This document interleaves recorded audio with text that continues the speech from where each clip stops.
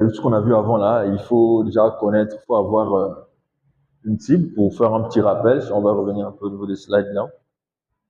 Voilà, donc ce qu'il faut faire avant, c'est de connaître la cible, voilà, comprendre le besoin, c'est de ça qu'on a parlé tout au long de la séance d'aujourd'hui. Et puis traquer les concurrents, si ça c'est vraiment d'une façon continue, quoi.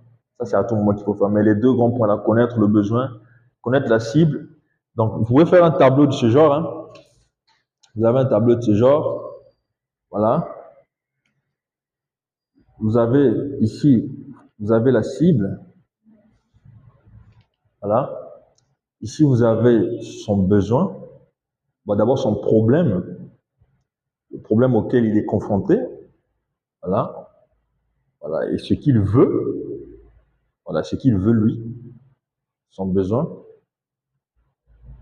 et votre solution. Quand vous faites ce tableau-là, ça va vous permettre d'abord de connaître la cible. Et si vous avez la cible,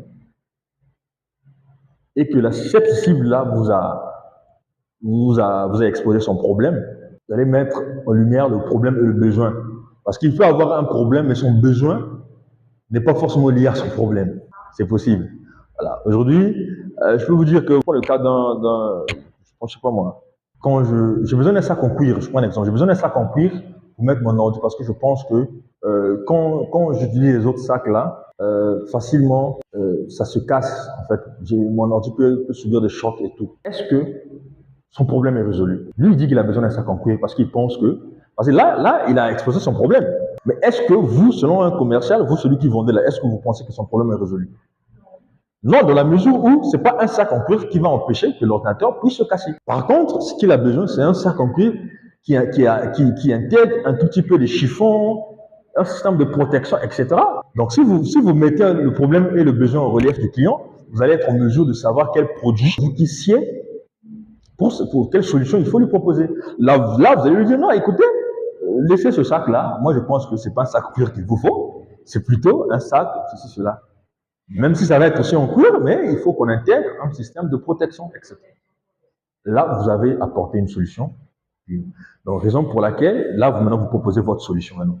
Donc là, vous avez la solution ici, vous avez son problème là, vous avez déjà défini la cible, vous avez son besoin. Donc là, la synthèse va vous permettre de savoir quelle est la solution qu'il faut proposer. Et c'est pareil dans la rédaction. Ça, on était sur un aspect vraiment oral, échange commercial entre prospect et client afin de lui proposer un produit. Mais même dans le copywriting, c'est pareil. La cible va vous permettre maintenant de savoir quelle solution apporter à cette cible-là. Parce que vous connaissez son problème et son besoin. Dans la rédaction de votre contenu là, vous allez savoir quels sont les mots qu'il faut utiliser, et ainsi de suite.